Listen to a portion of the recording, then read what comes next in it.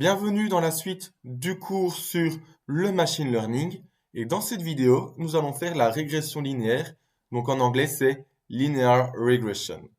Donc la régression linéaire, c'est un algorithme très basique du machine learning qu'on retrouve dans les types supervisés.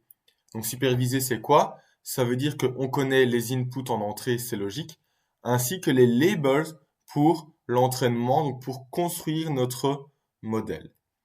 Alors, la régression linéaire, vous vous en doutez, comme son nom l'indique, se trouve dans les régressions. Et donc, les régressions, c'est quoi? C'est pour faire des algorithmes avec des données de type numérique, c'est-à-dire continu, comme la température, l'âge, le poids, l'humidité, etc. Et donc, on va refaire un petit récapitulatif du processus avant d'étudier l'algorithme, et puis on fera un exemple dans la vidéo prochaine. Alors, la première chose à faire, ou la première chose qu'on devra faire, ça va être de retrouver les données, et puis de faire un data cleaning, donc jouer avec les données qui sont manquantes, soit les supprimer, soit essayer d'imposer des valeurs. Ensuite, on va analyser ce qu'il y a à l'intérieur des données, et puis on va séparer en training dataset et en testing dataset. Donc, avec le training dataset, on va entraîner notre algorithme. Donc, pour l'entraînement, on va prendre toutes les données de cette base de training, donc d'entraînement, et on va connaître leur label Y pour que l'algorithme puisse voir les corrélations ou les liens entre ce qu'on a en entrée et les labels, donc les étiquettes. Donc l'algorithme va s'entraîner, il va optimiser au maximum son algorithme, son modèle, et puis après, il va nous ressortir un modèle, et puis ce qu'on va faire, c'est tester notre modèle avec la base de données test. Donc on va envoyer tous les X dans le modèle, ce qui va nous sortir une prédiction, et puis on va comparer la prédiction avec la vraie vérité, avec les vrais Y. Et donc là, on va évaluer et puis on va dire, ben voilà, si le modèle est bon, on peut le sauver. Si pas, on modifie l'algorithme ou bien on modifie la base de données. Donc ça, c'est un petit récapitulatif. Et donc, quel est le principe de cet algorithme? Quel est un petit peu le fonctionnement de l'algorithme? Donc, je l'ai dit tout à l'heure, c'est un modèle des plus simples en machine learning et c'est aussi un des plus anciens. Alors, je l'ai dit aussi, les données sont de type continu ou numérique. Et on va regarder maintenant un petit peu à son fonctionnement. Donc, on va prendre un exemple ici. On va dire, au niveau des X, qu'est-ce qu'on a? On a l'ancienneté d'un employé. Et puis, en Y, on a son salaire. Ça veut dire que, en fonction de l'ancienneté d'un employé, on pourrait prédire son salaire ou le salaire qu'il devrait avoir. Alors, on peut voir ici qu'on a en bleu un nuage de points.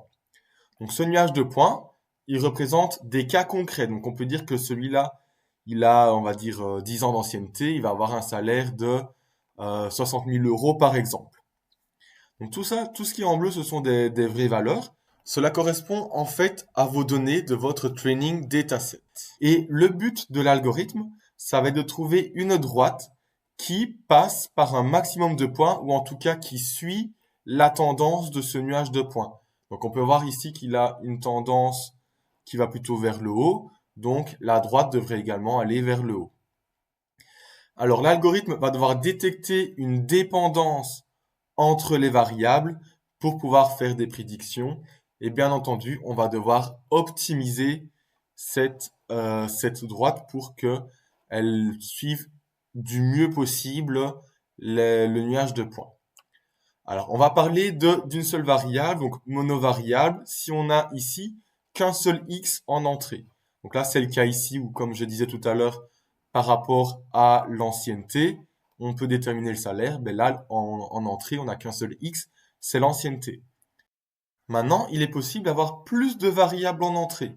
Donc on pourrait dire qu'on a l'ancienneté, la fonction, on pourrait dire aussi son diplôme, etc.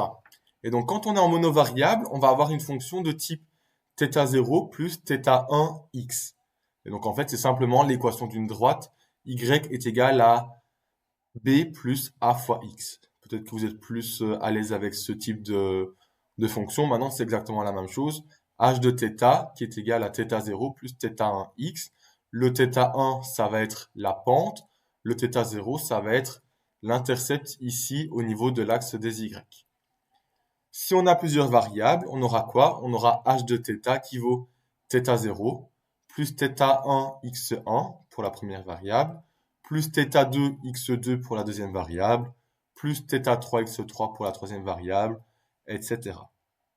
Nous, dans notre contexte ici, on va faire le cas où on n'a qu'une seule variable, donc le cas du monovariable. Maintenant, c'est exactement la même chose lorsqu'on a plusieurs variables.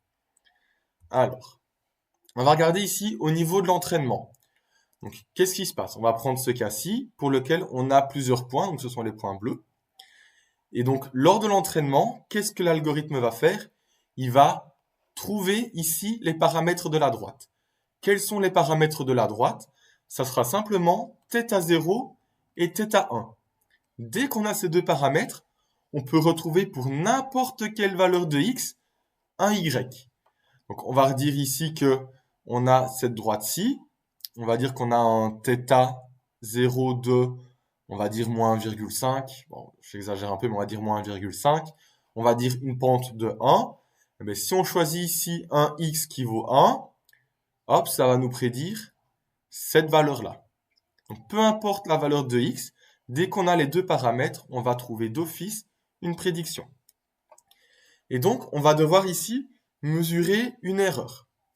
Donc, si on regarde simplement l'erreur, on va dire l'erreur c'est quoi? C'est entre le variable et la prédiction.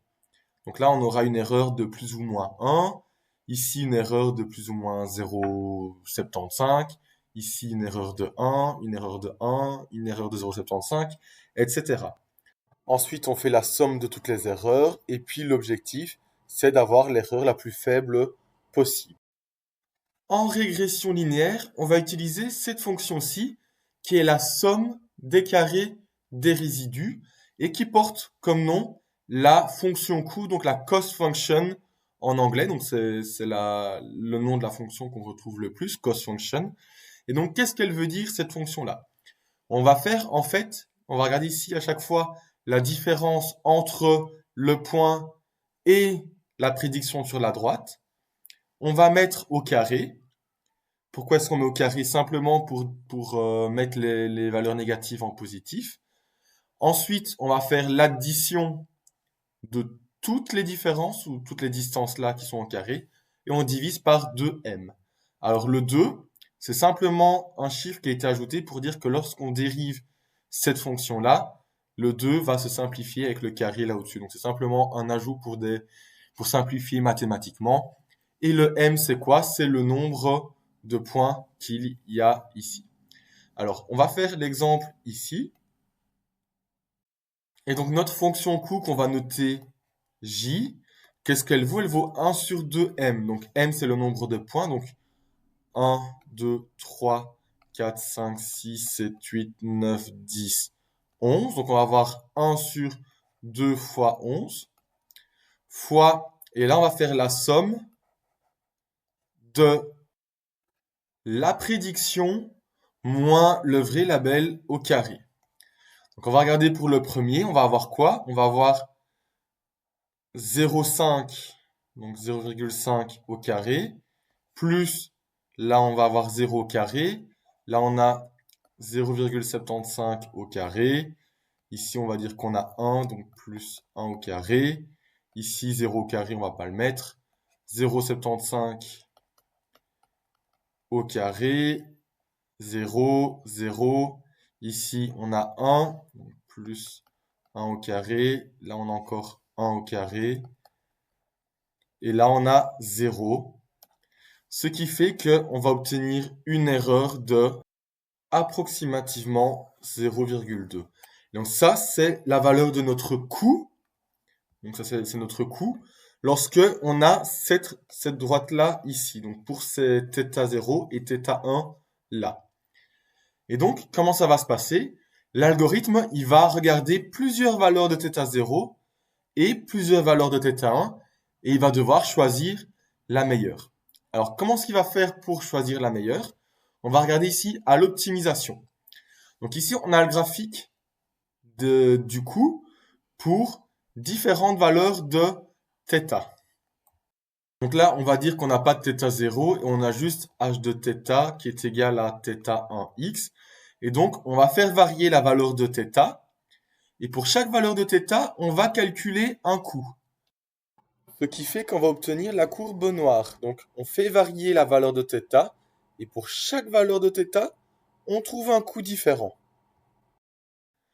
Et l'objectif ici de la fonction ou de l'optimisation de la fonction coût, ça va être de retrouver son minimum pour dire, ben voilà, à cette valeur-là, donc pour ce θ-ci, on va avoir une fonction coût qui est la plus faible, donc c'est le minimum, et donc on aura des erreurs, ou cela on aura l'erreur la plus faible.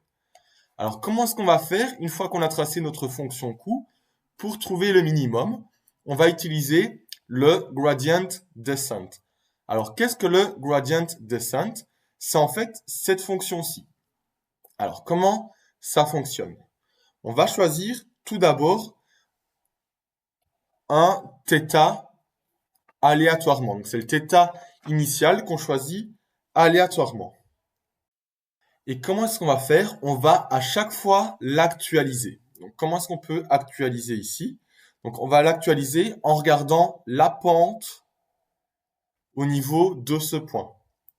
Et on va prendre cette formule-là. Donc on aura le θj. Donc ça va être le θ, c'est quoi? Donc c'est le nouveau θ, je veux dire, ça va être l'ancien θ moins alpha fois la dérivée de la fonction coût à ce point-là. Alors, le alpha, c'est quoi? Le alpha, c'est le learning rate. C'est simplement un coefficient qui va avancer plus ou moins vite. On verra juste après comment choisir le θ. Et donc, du coup, à chaque fois, on va réactualiser le nouveau θ. Donc, on va le réactualiser. On arrive ici. Puis, même chose, on prend la fonction ici du gradient descent. On réactualise le point. On réactualise, jusqu'à ce qu'on arrive ici. Et à cet endroit-là, la dérivée sera nulle. Donc la pente sera nulle, ce qui fait que ceci vaudra toujours 0. Et donc ça veut dire qu'on aura trouvé le minimum. Alors pourquoi est-ce qu'on met un moins et pas un plus? Simplement parce que on regarde dans ce cas-ci, on a une pente négative, on a un θ, on va l'appeler θ1 ici. Si on dit que θ2 c'est θ1 moins alpha fois la pente, elle est négative. Donc, on va avoir fois un truc négatif, on va dire moins 1, ce qui fait qu'on aura θ1 plus alpha, ce qui veut dire qu'on va avancer dans ce sens-là, donc vers les θ positifs. Bon, ça c'est juste pour votre info, pourquoi est-ce qu'il y a le moins. Alors, ce qu'il faut vraiment retenir ici, c'est que on prend une valeur pour θ initiale, on actualise pour trouver notre valeur. Et à chaque fois, on actualise en regardant la pente au point.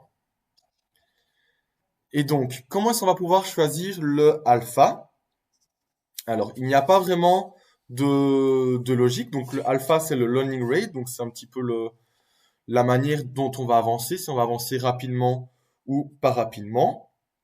Et donc, l'idéal, en fait, c'est de tester au fur et à mesure, ou dans votre algorithme, vous testez avec différentes valeurs de alpha. Et donc, on peut voir ici que si on prend un alpha qui est trop grand, donc ça, c'est le point initial, donc le θ1. Si on prend un alpha qui est trop grand, on peut aller là, et puis on va remonter là, puis là. Et donc, au lieu de converger vers le minimum, on va diverger vers des extrémums. Donc ça, c'est pas l'avantage. Ensuite, si on prend un alpha qui est trop petit, qu'on va démarrer là, on va avancer trop doucement, tellement lentement que l'algorithme il va prendre beaucoup trop de temps pour trouver le minimum et donc ça peut faire perdre pas mal de temps. L'idéal, c'est d'avoir quelque chose plus ou moins comme ceci. Alors, il n'y a pas de règle particulière.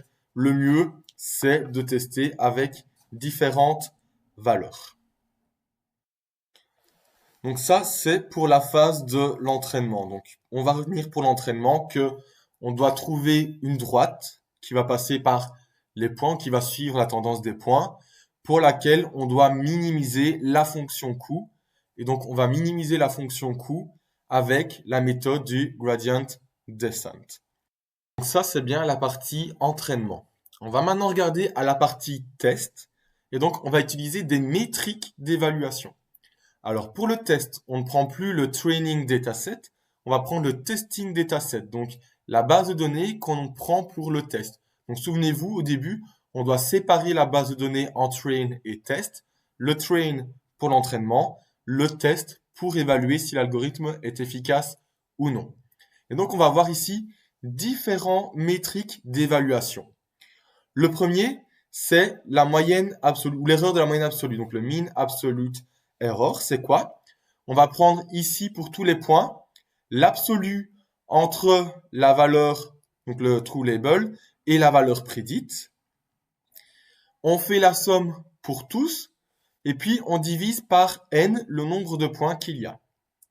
Ça, c'est une première manière. La deuxième méthode, c'est quoi? C'est le mean squared error, donc c'est la moyenne de l'erreur mais au carré. Donc c'est la même chose que ceci, sauf qu'on va mettre au carré. Alors quel est l'intérêt de mettre au carré? C'est simplement pour dire que s'il y a des valeurs qui sont vraiment éloignées, elles seront plus importantes dans la fonction, donc dans le calcul de l'erreur. Et ensuite, on a le root mean squared error. Donc c'est la même chose, sauf qu'on va en faire la racine carrée. Et quel est l'intérêt d'en faire la racine carrée? C'est simplement pour avoir les mêmes unités que ce qu'on a ici dans les Y.